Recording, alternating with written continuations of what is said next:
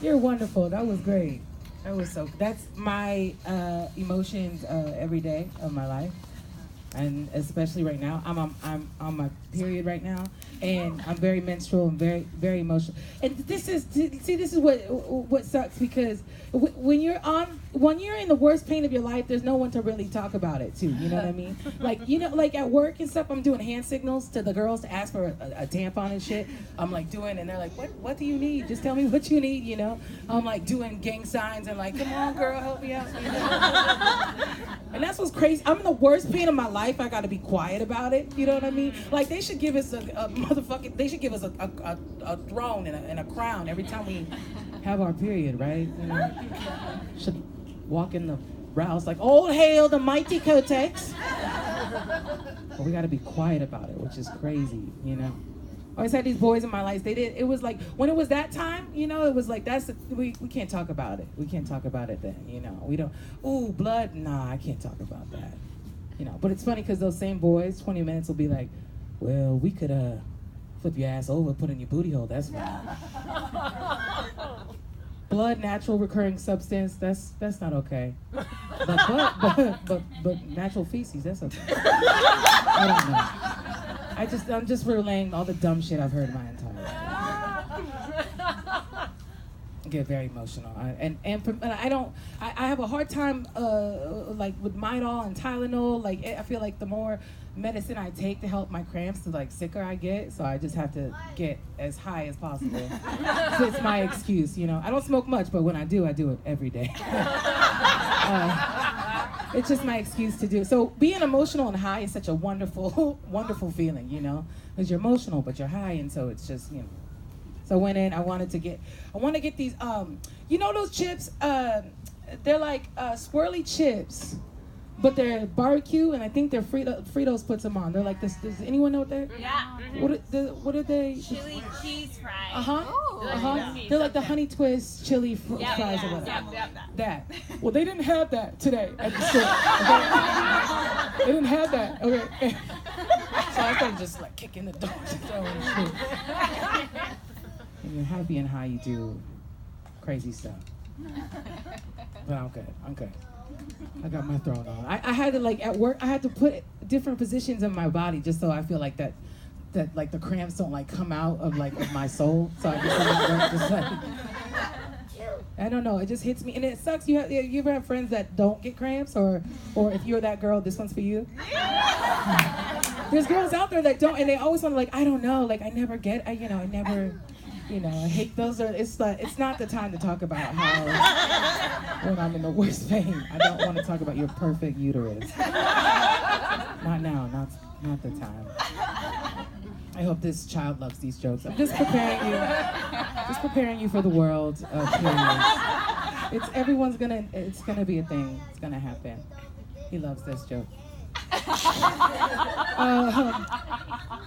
I was thinking tonight coming here, I was like, okay, Planned Parenthood, I gotta be a little more classy, do more classy jokes. I usually don't, but I was thinking of classy things that I could do.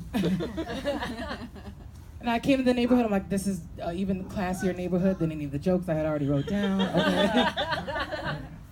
And then as soon as I got out of my car, I swear to God, as soon as we got out, some guy was like, hey, baby, hey, shorty, hey, baby, come on. Hey, shorty, come on, Even like 30 miles away from Hollywood, you still hear the, hey, baby, come on, shorty. Come on, shorty. How you doing, They're out here. I turned around, what, sir? How can I help you? And if you're referring to me as shorty, that doesn't make sense because I'm 6 feet tall, but how can I help you, sir? This is cool. I went to a predominantly white college, and I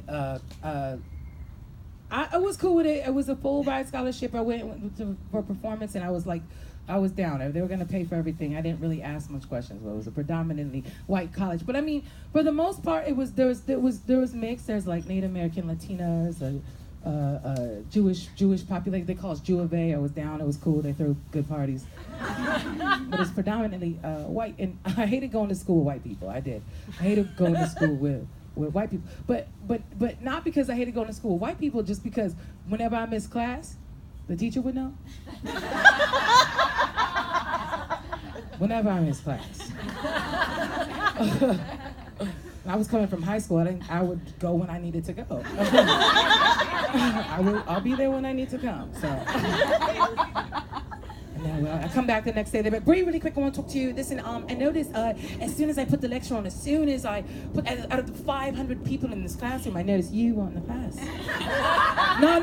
I was there. I remember we talked about Harriet Tubman and shit. I was there. I remember. You know. She's like, look around, Bree. We're watching you. Just a bunch of shimmering white faces, kind of like this moment right now. But that was cool. Was it? Both of my parents are white. It's so hard to tell a joke when there's food. Food, and you're high, and you're emotional. Anytime I tell people in LA that my dad is white, the reaction I get is always like, wait, what? But you're black, and how am I supposed to get to the metro?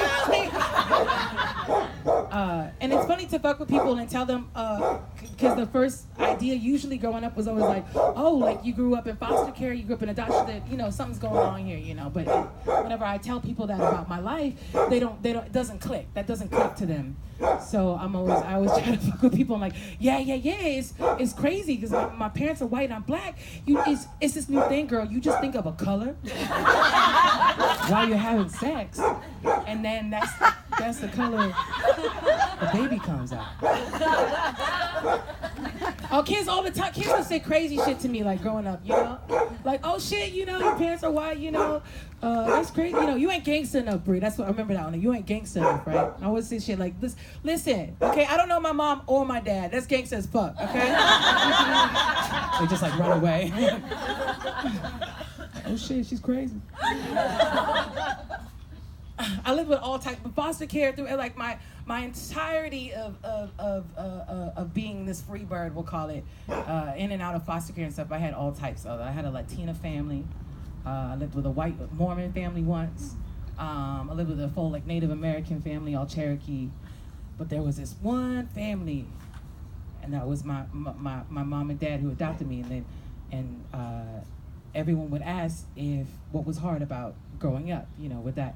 With that, and to me it wasn't really hard. I mean, we'd get a lot of random concerns and whatnot, but I realized that nobody really loves black people more in the world than my white mom, and I think really, if you're looking back at it as an adult, she saw it as an opportunity for her child to be a WNBA or just to be, you know, to be a star. Like this is it. Like she's gonna go wow. And the crazy thing too with adoption, a little fun fact, is way more expensive to adopt a white baby than it is a black baby, right? And so for whatever reason, I don't know. I mean, they might want to change that after like you having like, I don't know, Beyonce and shit. But let's up the pay. But my dad was always proud. I always pictured him. Going into work. Attention, State Farm. I got myself my own very own black baby. Yeah, I got a black baby. So I have a black baby. I think this is my way into the WNA. There we go. Goes into Costco. Oh, no. I don't need a Costco card. I have a black baby. So we good. I always wanted to do fun shit with my dad. What we did a lot is we didn't act like we knew each other in public, which is a wonderful thing to do to people who don't know you have a white dad, right? I worked at a coffee shop for way longer than I should have, but I worked there, then I was like 17 when this happened, and I told my dad like, yo, hey, just when you come into work today, just don't acknowledge me, okay? Just come in, right? So I told the workers, I was like, I saw him come into line, a long sandwich line, right? It's like a Paradise Bakery, like a Panera Bread type thing. And come into line, and I like winked at him, and I was like, yo, you give me $30 if I call this dude a cracker? And they were like, what? Wow, Bree's fucking crazy. Yeah, this is the greatest thing ever. Like, I went to the back of the house, told everyone in the back, like everyone was so excited for him, for this moment, right? And I remember everyone was like looking through the window, like at the kitchen, and they were all waiting, ready for me to say it, right? So I got to the register, which wasn't even my position, but I was just like, just let me, this is where I'm gonna do it. And I was waiting, and I did it extra loud too, right? I was like, it's gonna be $13, cracker. And freaking out, everyone was losing their mind, right? Like, piece of shit, right? And then I remember him looking at me like, this is the thing you chose to do? You know? Like, just go with it, you know? Come on, it's gonna pay our college tuition, come on. But it worked, and they, you know, they all huddled up. They gave me the amount of money that I was owed, right? The graduation came along, high school graduation came along, so he had to come. And he went, and I remember I was giving him a hug, and my friend Taylor, who was there to make that bet with me, looked at him and looked at me and said, no fucking way. You know this man? You know.